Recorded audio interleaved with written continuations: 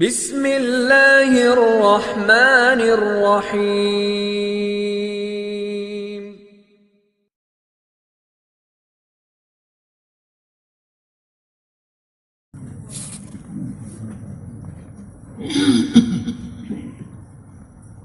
بسم اللہ الرحمن الرحیم۔ الحمد للہ رب العالمین والصلاة والسلام علی سید المرسلین وعلی آلہ واصحابہ اجمعین۔ بزرگوں اور پیارے بھائیوں، جیسے فرمایا گیا ان حضرات کی طرف سے کہ یہ اللہ تعالیٰ کے انعامات میں سے ہیں کہ اللہ تعالیٰ نے ہم کو یہ نعمت عطا فرمائی ہے، لیکن ہم سے اس کی قدر نہیں ہو رہی ہے، قدر نہیں ہو رہی ہے۔ اور قدر اس لیے نہیں ہو رہی ہے کہ ہمارا دھیان آخرت کی طرف نہیں ہے۔ آخرت کا جتنا دھیان بڑھے گا اتنا قرآن کی طرف بھی دھیان بڑھے گا، کیونکہ آخرت تو قرآن سے ہی بنے گی، بغیر قرآن کے آخرت نہیں بنتی۔ آخرت کے لیے آخرت والا علم دیا گیا ہے، وہ علم یہی ہے جو قرآن و حدیث میں ہے، یہ علم آخرت کے لیے دیا گیا ہے۔ وہ ہمیں رسول صلی اللہ علیہ وسلم نے یہ فرمایا کہ اللہ نے دنیا تمہارے لیے پیدا کی ہے اور تم کو آخرت کے لیے پیدا کیا ہے، اور اللہ نے ہم کو آخرت کے لیے پیدا کیا ہے۔ آخرت بنانے کے لیے ہم کو قرآن حدیث کا علم دیا ہے۔ قرآن حدیث کا علم ہوگا تو آخرت بنے گی، قرآن حدیث کا علم نہیں ہوگا تو جہالت سے آخرت نہیں بنتی۔ حضور صلی اللہ علیہ وسلم سے پہلے جہالت تھی، اس جہالت کو مٹانے کے لیے رسول صلی اللہ علیہ وسلم آئے تھے، اور اللہ تعالیٰ نے آپ کو قرآن پاک دیا تھا۔ حضور صلی اللہ علیہ وسلم ساری دنیا کے رہبر ہیں، وہ قرآن شریف آپ کا رہبر ہے۔ حضور صلی اللہ علیہ وسلم کے ذریعے سے سیدھا راستہ ملے گا ساری دنیا کو، اور آپ کو سیدھی بات ملے گی، صحیح بات ملے گی، حق بات ملے گی قرآن کے ذریعے سے۔ تو یہ دوہرا انعام ہمارے اوپر ہے۔ اللہ کا نبی یہ بھی ہمارے لیے انعام ہے، اللہ کی کتاب یہ بھی ہمارے لیے انعام ہے۔ وَأَنزَلْنَا إِلَيْكُمْ نُورًا مُبِينًا قَدْ جَاءَكُمْ نور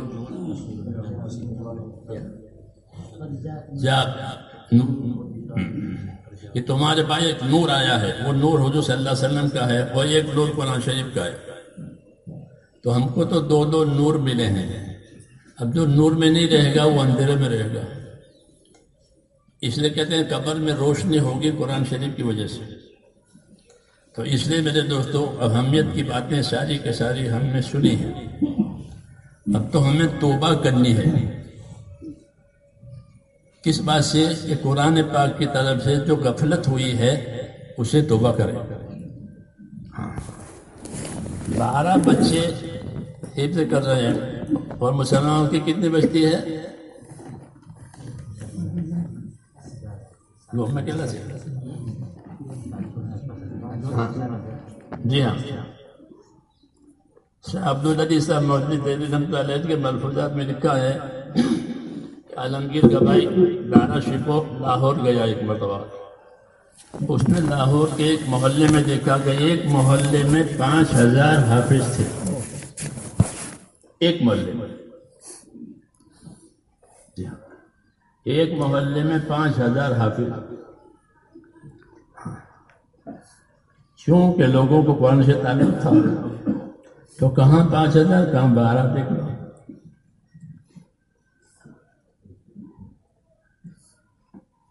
تو اس لیے ہمیں استغفار کرنا ہے، اور جو ہوا اس کی قدر بھی کرنی ہے۔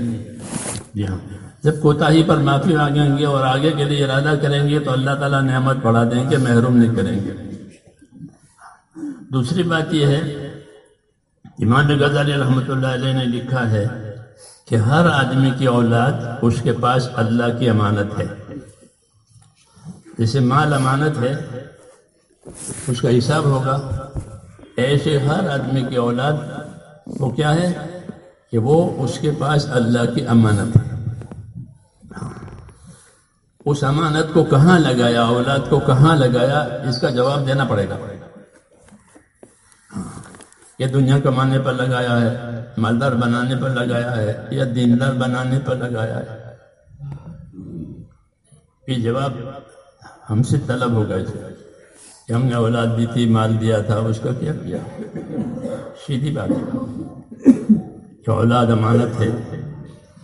انبیاء کرام کی تعلیم میں یہ ہے کہ وہ اپنی اولاد کو اللہ کی امانت سمجھ کر اس کی تاکید کرتے تھے کہ وہ اپنے دین پر رہے. ووصّى بها ابراہیم و یعقوب، ابراہیم علیہ السلام نے اور ان کے پوتے یعقوب علیہ السلام نے اپنے بیٹوں کو نصیحت کی کہ بیٹا اللہ نے تمہارے لیے اللہ نے ایک طریقہ، ایک دین دیا ہے، اس پر قائم رہو. ابراہیم علیہ السلام دعا مانگ رہے ہیں، ربی جعلنی مقیم الصلاۃ ومن ذریتی ربنا وتقبل دعا. اے اللہ مجھے نماز قائم کرنے والا بنا اور میری اولاد کو بھی نماز قائم کرنے والی بنا.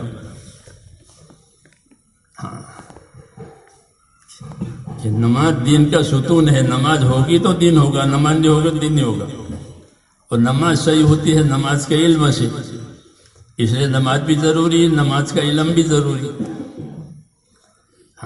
تو انبیاء کرام علیہ السلام کا یہی طریقہ تھا کہ وہ اپنی اولاد کو اسی کی نصیحت.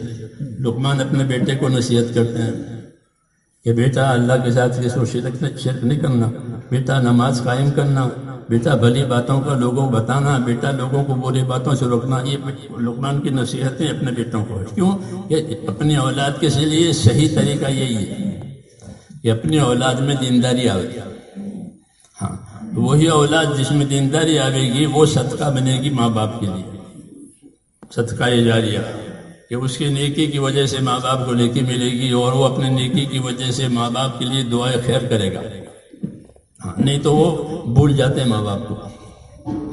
ایک ملک میں گئے تو وہاں جنازے کی نماز ہو رہی تھی، دو جوان الگ کھڑے ہیں. یہ دو جوان کون ہے کہ یہ میت کے بیٹے ہیں، یہ نماز نہیں پڑھتے کہ ان کو نماز نہیں آتی. لوگ نماز پڑھیں وہ نماز نہیں پڑھے. کیوں؟ کیا اولاد جاہل ہے، ان کی دینی تعلیم ان کو نہیں دی گئی، وہ نماز کے بھی نہیں ہیں. اسے بزرگوں نے فرمایا کہ ہماری اولاد کہ ہمارے پاس اللہ کی نعمت بھی ہے، امانت بھی ہے. نعمت تو ہے ہی، سب جانتے ہیں کہ اولاد ہونی چاہیے، گود خالی ہے، گھر خالی ہے.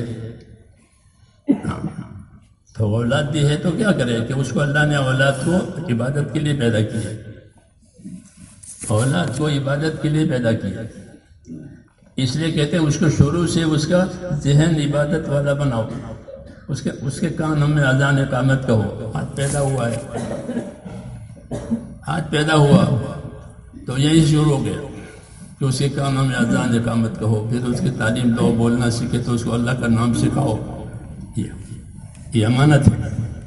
تو میرے دوستو، یہ سب باتوں کا خلاصہ یہی ہے کہ دنیا کو اللہ تعالیٰ نے ذمہ داریوں کے پورا کرنے کی جگہ بنایا ہے. یہاں جو جتنی ذمہ داری پوری کرے گا اتنے اس کی دنیا بہتر ہوگی. دنیا کی برکتیں بھی ملے گی، آخرت کی کامیابی ملے گی. اور ان دونوں کے ملنے کے لیے اللہ کا دین ہونا ضروری ہے. اپنے اندر دین ہو، اپنے گھر والوں میں دین ہو. یا ایھا الذین آمنوا قوا انفسکم واہلیکم نارا، اے ایمان والو اپنے آپ کو، گھر والوں کو دوزخ کی آگ سے بچاؤ. دوزخ کی آگ سے کیسے بچائیں گے؟ حضرت علی فرماتے تھے کہ دوزخ کی آگ سے بچانا کا مطلب یہ ہے کہ ان کو دین سکھاؤ،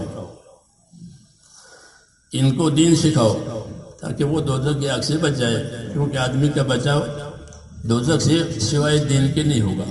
جی ہاں، اس لیے میرے بھائیوں، یہ جلسے اور یہ تقریبیں اسی کی یاد دہانی کے لیے ہے کہ ہمارے ذمے اللہ تعالیٰ نے ایک ذمہ داری ڈالی ہے دنیا میں جب تک زندہ رہیں کہ وہ اللہ تعالیٰ کے حکموں کے ساتھ اپنی زندگی گزاریں. فلا تموتن الا وانتم مسلمون. خبردار خبردار، تمہاری موت اس حالت میں آئے کہ تم اللہ کی بات مانتے مانتے مر جاؤ. اللہ کی بات چھوڑتے چھوڑتے نہیں، بلکہ اللہ کی بات مانتے مانتے مرو آخر تک. یہ ہماری ذمہ داری ہے. اسی کی تعلیم ہے، اسی کی یہ ترتیب ہے کہ دین سیکھا جائے گا، دین سکھا جائے گا اور دین سکھایا جائے گا۔ ہمارے ملک میں یہ اللہ کا بڑا احسان ہے کہ ہمارے بزرگوں نے یہ دینی مدارس قائم کیے۔ ہاں، خصوصاً ہمارے علاقہ گجرات میں تو الحمدللہ اس کی بہت اچھی چہل پہل ہے، بہت اچھی۔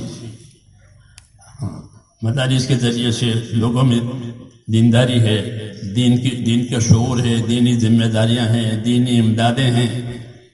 جی ہاں، یہ اللہ کا بڑا احسان ہے، لیکن جو ہے وہ ابھی تھوڑا ہے۔ اور اللہ کی عبادت اتنی صحیح ہوگی جتنا عبادت کا علم ہوگا۔ عبادت کا علم نہیں ہوگا تو عبادت صحیح نہیں ہوگی۔ اس لیے دین سیکھنا اور دین سکھانا اور اس کی مدد کرنا یہ ہمارے ذمہ ہے۔ اسی لیے اللہ تعالیٰ نے اس امت کو پیدا کیا ہے کہ امت اپنی ذات سے دیندار رہے گی، دوسروں میں دینداری آوے اس کی محنت کرے گی۔ ہاں، تو یہ دینی محنتیں ہیں، یہ دینی محنتوں کے ذریعے سے دین آوے گا۔ یہ بڑی محنت ہے۔ آج کل یہ ہو گیا ہے ہر آدمی کو مالدار بننے کا شوق ہے، یہ بیماری ہے، وہ بہت پھیل رہی ہے یہ۔ جی ہاں، مالدار بنو، مالدار بنو۔ جی ہاں، مالدار بننا کوئی دانائی نہیں ہے، یاد رکھو۔ اس لیے نہیں کہ میں ایک مولوی بات کر رہا ہوں کہ جس چیز کو چھوڑ کے مرنا ہے اس کو کیوں جمع کرنا ہے؟ ہاں، کتنا مال ہو، آخر کیا ہے کہ چھوڑ کے مر جائے گا،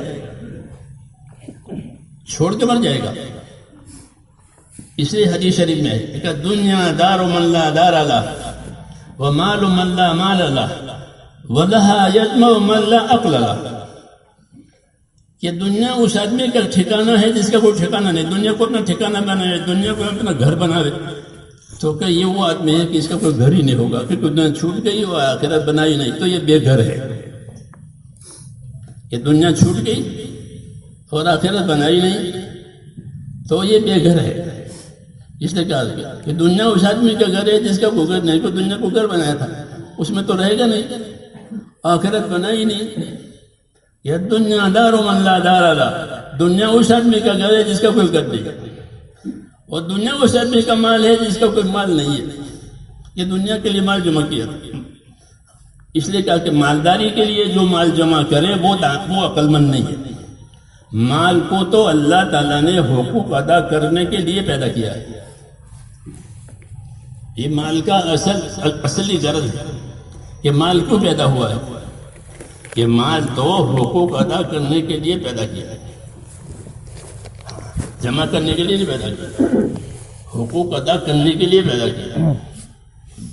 اور حقوق ادا کرنے کے لیے حقوق کا علم چاہیے، علم ہوگا تو حق پہچانے گا کہ کس کا کیا حق ہے۔ جی ہاں، علم نہیں ہوگا تو وہ کیا حق پہچانے گا کس کا کتنا حق ہے۔ تو رواجی طور پر مال خرچ ہو جائے گا۔ آج رواجی طور پر مال خرچ ہو رہا ہے،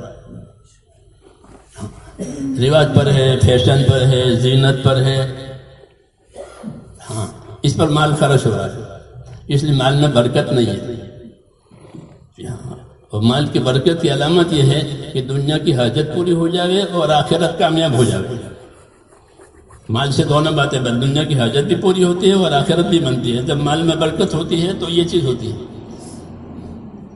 اسے میرے بھائیوں، مال کو تو اللہ تعالیٰ نے حقوق ادا کرنے کے لیے پیدا کیا ہے، اور قرآن و حدیث حقوق کی تعلیم کے لیے اترا ہے کہ تم اپنے مال میں، اپنے حیات میں حق کیسے ادا کرو گے۔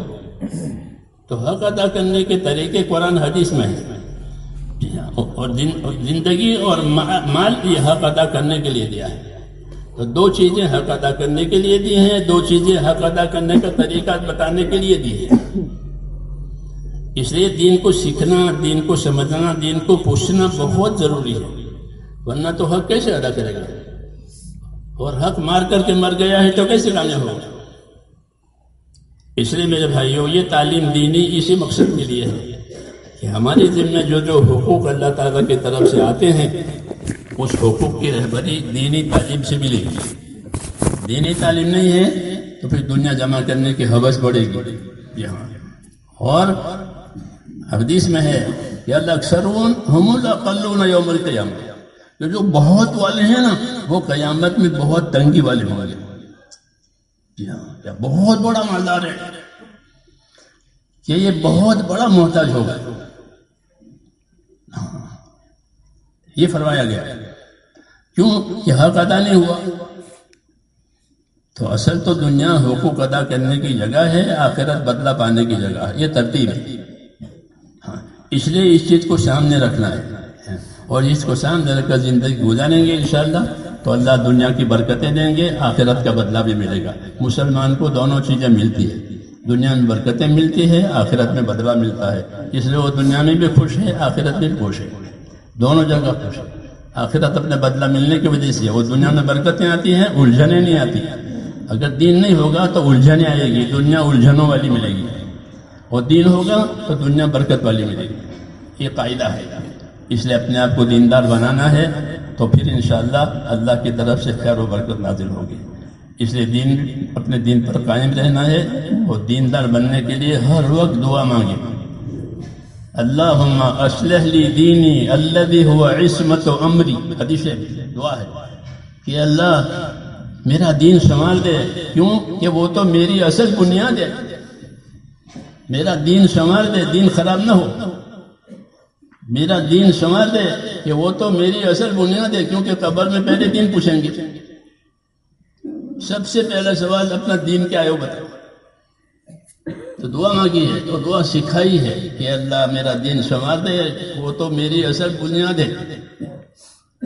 میری دنیا سنوار دے، اس میں میرا گزارا ہے.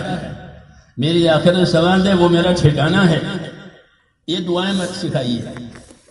ہاں، کیا کہ اللہ سے مانگیں اور اس کے مطابق اپنی زندگی گزاریں. اس لیے میرے بھائیوں دین سیکھیں گے تو یہ باتیں سامنے آئیں گی. اس لیے قرآن کریم بہت بڑی نعمت ہے، بہت بڑی نعمت ہے. اس سے بڑی کوئی نعمت نہیں ہم کو ملی. جیسا سنا ابھی آپ نے، بڑی نعمت ہے، آخری کتاب ہے، آخری انعام ہے. اللہ نے اس کی حفاظت کا وعدہ کیا ہے، اور ایمان والوں کو جو عزت ملے گی وہ اس کتاب کی وجہ سے ملے گی، اور ایمان والوں پر جو مصیبت آئے گی وہ اس کتاب کے چھوڑنے کی وجہ سے آئے گی. حدیثوں میں ایسا ہے، اس کتاب کو چھوڑ دیں گے تو ان پر مصیبتیں آئیں گی، اس کتاب کو تھامیں گے تو ان کے ساتھ اللہ کی مدد اور برکت ہوگی. یہ حدیث بات ہے. اس لیے میرے بھائیوں یہ کوئی معمولی باتیں نہیں ہیں جو سنائی گئی ہے. حضرات نے ارادہ کریں اپنے آپ کو دیندار بنانے کا، اور قرآن شریف کی تلاوت کا معمول بنانے. روز قرآن پڑھیں، روز ایک ترتیب بنا کر روز قرآن شریف پڑھیں. یہ آج کل یہ موبائلوں کی وجہ سے اس کی رغبت ختم ہو گئی، اس کی نحوست ہے موبائل کی. حضرت علی فرماتے تھے کہ مجالس اللہو تنسی القرآن، کہ لہو لغو کی جو مجلسیں ہیں وہ قرآن بھلا دے گی. تو ان موبائلوں کی وجہ سے قرآن کی جو رغبت ہے وہ ختم ہو جاتی ہے. اس لیے اس کی حفاظت کرنی ہے، اور روزانہ معمول بنا کر قرآن پاک پڑھیں. یہ قرآن کا حق ہے، روز پڑھیں اس کو. ہمارے حضرت شریف فرماتے تھے کہ جو لوگ حافظ ہیں وہ روزانہ 3 پارے پڑھیں، اپنے قرآن کی حفاظت کے لیے بھی اور اپنے اللہ کی عبادت کے لیے بھی. روزانہ 3 پارے پڑھیں. میرے ساتھ حافظ محمد بخش امریکہ جماعت میں تھے، تو مسجد میں بیٹھے بیٹھے وہ روزانہ سب میں بیٹھے بیٹھے قرآن پڑھ لیتے تھے زبانی. وہ کہتے تھے کہ ہمارے حافظ صاحب نے پہلے کنتھاریا میں حفظ کا درجہ چلتا تھا بہت پہلے. حافظ دیوبند کے قاری اسرار صاحب تھے، وہ چلاتے تھے، اور بچے جو ہے لوگوں کے گھروں سے ان کو کھانا ملتا تھا اور وہ مدرسے میں پڑھتے تھے کنتھاریا میں. ہاں، پھر بعد میں دارالعلوم تو بعد میں ہوا. تو وہ کہتے ہیں ہمارے آپ صاحب نے ہم سے یہ کہا تھا کہ قرآن شریف نہیں کھولنا، بغیر کھولے قرآن شریف پڑھنا. تو روزانہ ہمارے امریکہ میں تھے تو روزانہ بیٹھے بیٹھے 3 پارے پڑھ لیتے تھے. روزانہ 3 پارے پڑھنا. حفظ کا یہ حق ہے کہ جنہوں نے حفظ کیا ہے، کیونکہ قرآن شریف یاد بھی جلدی ہو جاتا ہے حدیثوں میں، اور نکل بھی جلدی جاتا ہے. اس لیے حدیثوں میں ہے کہ اس کا دھیان رکھو، یہ بہت جلدی سینے میں سے نکل جائے گا. جیسے اونٹ کو اگر گھٹنا نہ باندھے تو اونٹ جنگل میں چلا جاتا ہے. جو لوگ اونٹ پالتے ہیں تو اونٹ کو بٹھا کر کے جیسے پارکنگ ہوتی ہے، اونٹ کی پارکنگ یہی ہے کہ اس کا گھٹنا بند ہے، نہیں تو اونٹ چلا جاتا ہے. تو کہا ایسے قرآن شریف سینے میں سے چلا جائے گا اگر اس کی نگرانی نہیں کی گئی. تو جو حافظ ہے وہ حفظ بھول جائیں گے، جو ناظرہ ہے وہ نہیں، وہ تو ناظرہ بھی بھول جائیں گے. ہاں وہ پھر اندر دیکھ کے بھی نہیں پڑھ سکے، وہ نکل جاتا ہے سینے میں سے. اس لیے اس مجلس میں نیت کرو کہ روزانہ قرآن پڑھیں گے. ہاں یہ تو اللہ کا احسان ہے ہمارے اوپر. اور رمضان میں ایک جماعت آئی تھی، 15 تھے وہ، ایک بھی ساتھی اندر کا قرآن پڑھا ہوا نہیں تھا. ان کو بڑا افسوس ہو رہا تھا کیونکہ ہماری مسجد رمضان میں قرآن سے آباد ہوتی ہے، کونے کونے میں ساتھی قرآن پڑھتے ہیں، تو وہ دیکھتے رہتے ہیں کہ قرآن پڑھتے ہیں، ان میں ایک بھی قرآن پڑھا ہوا نہیں تھا. جی ہاں. تو ان کو افسوس ہوتا تھا کہ میرے پاس بھی بیٹھے تھے، وہ میں نے بیٹھا رہا، ایک بھی نہیں. تو اللہ کا احسان ہے. تو اس لیے اس کے پڑھنے کا بھی اہتمام کریں. جو حافظ ہیں وہ تو اس طرح پڑھیں، اور جو حافظ نہیں ہیں وہ روزانہ معمول بنا کر پڑھیں. ایک پارہ روز پڑھیں گے تو ہر مہینے میں ایک ختم ہوگا، 12 مہینے میں 12 ختم ہوگا. 50 سال کی زندگی دیں گے تو کتنا ہو جائے گا؟ 50 سال پڑھے گا تو کتنا ہو جائے گا؟ تیسری حدیث میں ہے کہ قرآن پڑھو، یہ تمہارے لیے ذخیرہ ہے اور تمہارے لیے نور ہے. یہ تمہارے لیے یہ نور بھی ہے اور ذخیرہ بھی ہے ثواب کا. یہ سب زیادہ ثواب قرآن شاہ کی تلاوت میں ملتا ہے. ایک حرف پر بھی قرآن سورہ یاسین پڑھے تو 10 قرآن کا ثواب ملتا ہے. ہاں سب سے زیادہ نیکیاں اس میں ملتی ہے 10 قرآن اگر سورہ یاسین پڑھے تو اس لیے میں نے عرض کیا کہ یہاں یہ نیت کرو کہ روزانہ قرآن پڑھیں گے. جس طرح بچوں کو آپ پڑھاتے ہیں اللہ جزائے خیر دے آپ کو، اس طرح خود بھی پڑھیں، گھروں میں پڑھیں، مسجدوں میں پڑھیں، تاکہ قرآن کریم کی برکتیں جو ہیں